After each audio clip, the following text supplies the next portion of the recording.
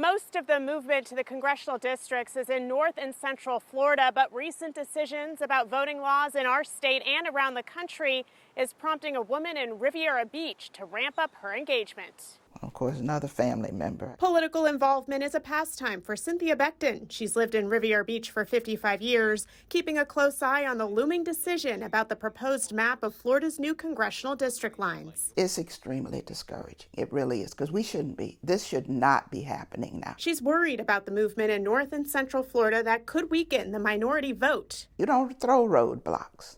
There are other roadblocks. There are too many other things that are stumbling blocks. You don't need to be passing laws that makes it difficult for people to vote, because they've got obstacles already. Becton remembers voting at a time when discriminatory voting practices were prevalent. It was before the Voting Rights Act was passed in 1965. Sometimes you didn't know what was on the ballot until you actually got to the poll to vote. Fears about voter suppression still linger, stemming from the state legislature. Just 2 weeks ago, a U.S. federal court struck down key provisions of Florida's Senate Bill 90, which restricted third-party voter registration drives, limited access to ballot drop boxes, and barred anyone from helping voters waiting in line to vote.